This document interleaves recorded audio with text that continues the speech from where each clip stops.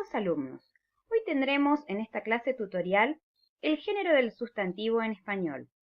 Sabemos que el género es una flexión morfológica de carácter arbitrario, pues no se refiere a circunstancias de sexo, como en el inglés, sino a circunstancias de lengua y exclusivamente a los sustantivos. Según este criterio, los sustantivos terminados en o serían los masculinos, como perro, hijo, piano, libro, mientras que aquellos terminados en a serían los terminados o los denominados femeninos, como maestra, abogada, plaza y manzana. Pero la pregunta sucede de la siguiente manera. ¿Qué pasa entonces con los sustantivos terminados en o, como mano, o los terminados en a, como alma? Aquí no se aplica la regla anterior. Si bien el primer sustantivo termina en o, tiene género femenino, y el segundo sustantivo es masculino a pesar de terminar en a. Nos preguntamos entonces, ¿y qué ocurre con los sustantivos que no terminan en o ni en a, como por ejemplo camión, calle, árbol, flor o alfiler? La pregunta radica en, ¿son masculinos o femeninos? Y tenemos que saber que todos los sustantivos, independientemente de cómo se encuentran marcados morfológicamente, concuerdan con los determinantes cuantificadores, adjetivos que los acompañan, como por ejemplo, el maestro, la maestra, el maestro delgado y alto, la maestra delgada y alta. Algunos maestros son delgados y altos, algunas maestras son delgadas y altas. Debemos también tener en cuenta que hay tipo de género en español. Tenemos un género neutro, la heteronimia, el género común, casos ajenos al género, como por ejemplo el género ambiguo y el género epicéneo. Vamos a proceder a explicar cada uno de ellos. En este caso, tenemos el género neutro. El género neutro en inglés no es el mismo que en el español. En el español, los sustantivos no tienen género neutro. Solo lo tienen los pronombres demostrativos como esto, eso o aquello, los cuales no llevan tilde en español y se traducen al inglés como it, this o that. A su vez, también tienen género neutro los cuantificadores, tanto, cuanto, mucho, poco. El artículo lo y los pronombres personales ello y lo, el género en que aparecen los adjetivos y otros modificadores de estos elementos neutros, no se diferencia morfológicamente del masculino. Es por eso que tenemos estos ejemplos.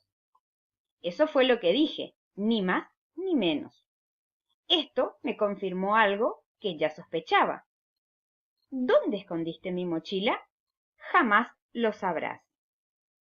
Posterior a esto, tenemos la heteronimia, que debemos saber que se trata de un vocablo griego, fruto de la unión entre dos palabras.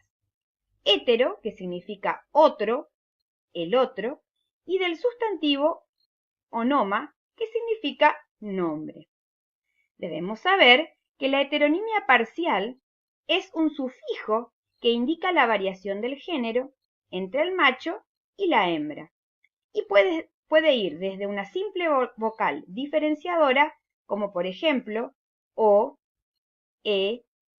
a, como en gato, gata, juez, jueza, y por qué no también nene, nena, secretario, secretaria, donde la sufijación es mínima, hasta sufijaciones más complejas como is, esa, isa, ina, etc. Como por ejemplo emperador, emperatriz, alcalde, alcaldesa, poeta, poetisa, entre otros.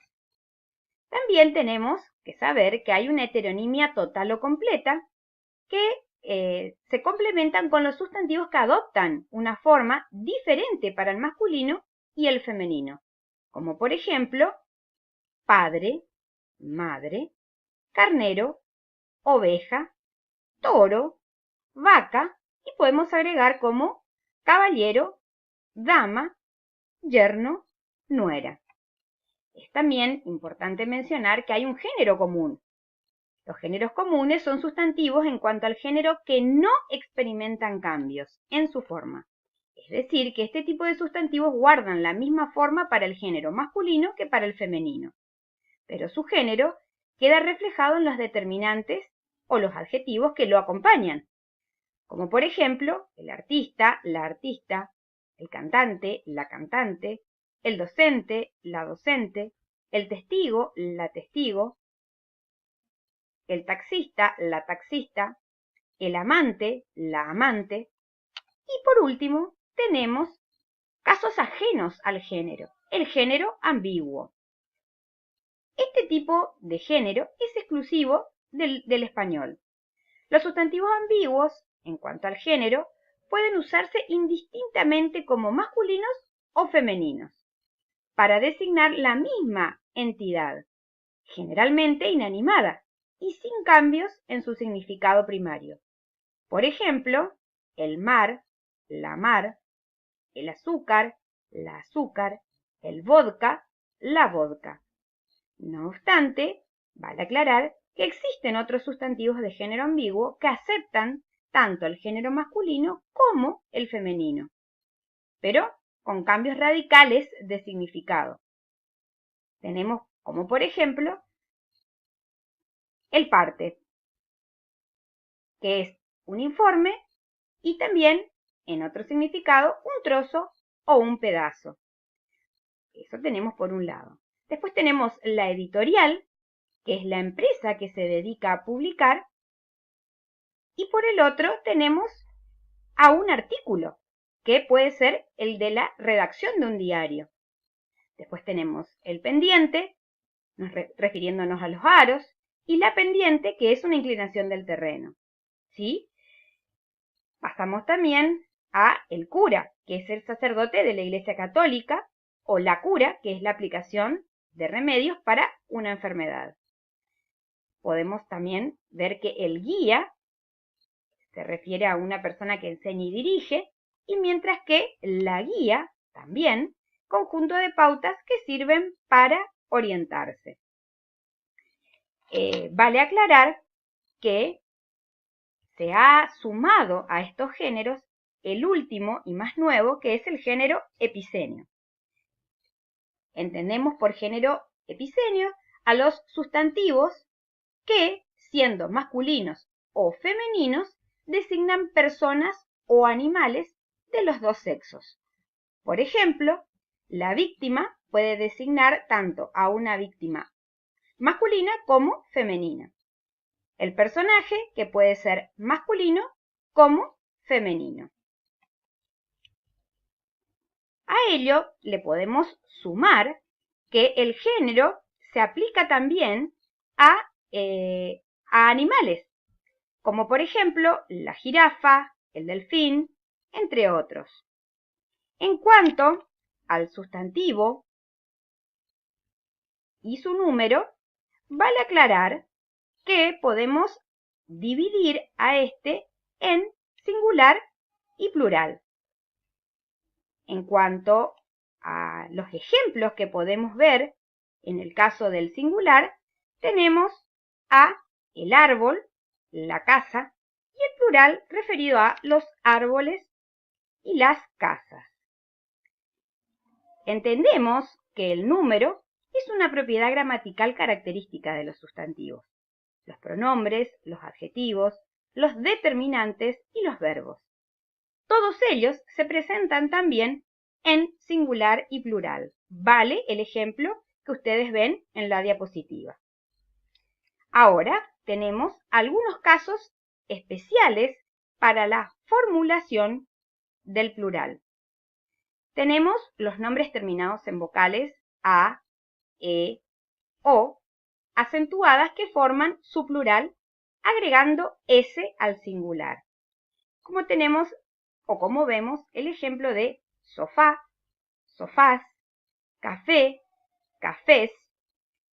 A esto le sumamos las palabras terminadas en i o en u, que acentuadas tienden a admitir dos variantes para el plural, como por ejemplo jabalí, jabalíes, bambú, bambúes o bambús.